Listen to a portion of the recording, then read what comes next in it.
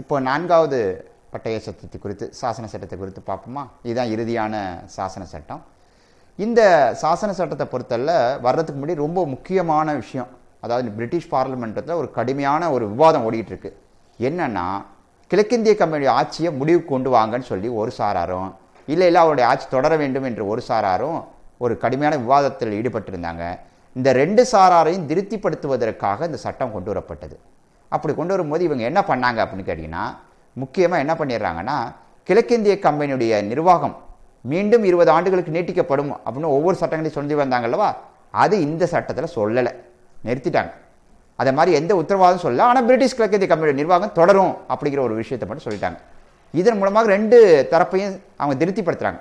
கம்பெனியை எதிர்த்தவங்களை என்ன சொன்னாங்கன்னா, நாங்கள் 20 வருஷம் அவங்களுக்கு எக்ஸ்டென்ஷன் கொடுக்கல, அதனால் கவலைப்படாதீங்க, கூடிய விரைவில் நம்ம கம்பெனியோடைய நிர்வாகத்தை முடிவுக்கு கொண்டு வந்துருவோம்னு சொன்னாங்க. அதே கம்பெனி ஆதரித்தவங்களை என்ன சொன்னாங்க தெரியுமா? கம்பெனி ஆதரித்தவங்க நீங்கள் ஒன்றும் கவலைப்படாதீங்க, நம்ம கம்பெனியோட ரூலு இன்னும் தொடர்ந்துக்கிட்டு தான் இருக்குது, கிழக்கிந்திய கம்பெனியோட ரூலு ஆட்சி தொடர்ந்துக்கிட்டு தான் இருக்குது அப்படின்னு சொல்லி 2 பக்கமும் ஒரு திருப்தியான ஒரு விஷயத்தை முடிவுக்கு கொண்டு வந்தாங்க.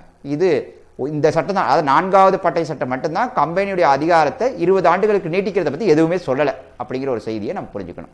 இது முதல் விஷயம்.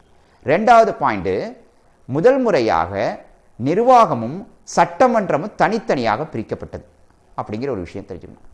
அப்படி பிரிக்கப்பட்ட பொழுது இந்த சட்டம் ஏற்றக்கூடிய அவைக்கு 6 உறுப்பினர்கள் கூடுதல் உறுப்பினராக நியமிக்கப்பட்டார்கள்.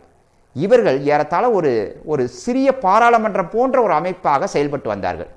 இந்தியாவில் நாடாளுமன்ற நிர்வாக முறைங்கிறது நாடாளுமன்றம் அப்படிங்கிறதே 1861ஆம் ஆண்டு சட்டத்தின்படி தான் வந்தாலும் அதற்கு ஒரு முன்னோடியாக வந்தது என்னவோ 4வது பட்டய சட்டம் தான் அப்படிங்கிறதுல மாறுபட்ட கருத்துக்கு இடமே கிடையாது.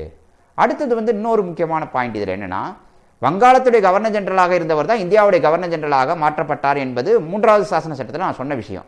அப்படி பார்க்கும்போது வங்காளத்துக்கு நிர்வாக பொறுப்பு அதிகமாயிடுச்சு. ஏன்னா இவர் இந்தியாவுக்கு கவர்னர் ஜெனரல் ஆகிட்டார். அப்போ வங்காள நிர்வாகத்தை கவனிக்கிறதுக்காக அங்கே தனியாக ஒரு கவர்னரை போட்டாங்க. இனிமேல் வங்காள நிர்வாகத்தை தனி ஒரு பொறுப்பு விட்டு அவர் ஒரு கவர்னராக போட்டாங்க அப்படிங்கிறதே பார்க்குறோம். அடுத்தபடியாக இந்த ஐசிஎஸ் என்று சொல்லக்கூடிய குடிமை பணியியல் தேர்வுக்கான தேர்வு முறைகள் போட்டித் தேர்வுகள் மூலம் நடத்தலாம் அப்படிங்கிற ஒரு நிலையை இந்த சட்டத்தில் தான் வழிவகை செஞ்சாங்க. அதன்படி 1854ஆம் ஆண்டு ஒரு கமிட்டியை போட்டு அதன் மூலமாக இப்போ இனிமே குடிமையியல் பணிகளுக்கான தேர்வு, அதாவது இந்தியா குடிமையியல் பணிகளுக்கான தேர்வு போட்டித் தேர்வுகள் மூலம் தான் நடத்தப்படும் அப்படிங்கிற ஒரு விஷயத்தை சொன்னாங்க. இன்றைக்கி நம்ம சிவில் சர்வீஸ் எக்ஸாம்லாம் என்ன கம்ப்யூட்டர் எக்ஸாம்லாம் இன்ட்ரடியூஸ் பண்ணியிருக்கோம். இதுக்கு வழிவகை செய்த சட்டம் 4வது பட்டய சட்டம். இதன்படி பார்த்தீங்கன்னா சத்யேந்திரநாத் தாகூர் என்பவர், அதாவது ரவீந்திரநாத் தாகூருடைய சகோதரர், அவர் இந்தியாவுடைய முதல் ஐசிஎஸ்ஸாக மாறுகிறார் அப்படிங்கிற ஒரு அடிப்படை செய்தியும் நாம் தெரிஞ்சுக்கணும். ஆக மொத்தத்தில் இந்த 4 சாசன சட்டங்களும் பல விஷயங்களை சொல்லுது. இதில் பல கேள்விகளும் கேட்கப்படலாம். முக்கியமாக ஒரு சில விஷயங்களை வேணால் நான் ஞாபகப்படுத்துகிறேன். குறிப்பாக இந்த கிழக்கிந்திய கம்பெனிக்கு அந்த ட்ரேடு மோனோபோலியை ரத்து செய்த சட்டம் எது என்று கேட்கலாம். அதுபோல் 3வது சாசன சட்டத்தில் என்ன பண்ணாங்கன்னா, கிழக்கிந்திய கம்பெனி இனிமேல் அந்த வணிகம் தொடர்பான வேலைகளில் ஈடுபடக்கூடாதுன்னு சொல்லிட்டாங்க. இனிமேல் நீங்கள் வணிகம் தொடர்பான வேலைகளில் ஈடுபடாதீங்க, நிர்வாகம் தொடர்பான வேலைகள் மட்டும் ஈடுபடுங்கன்னு சொன்னாங்க.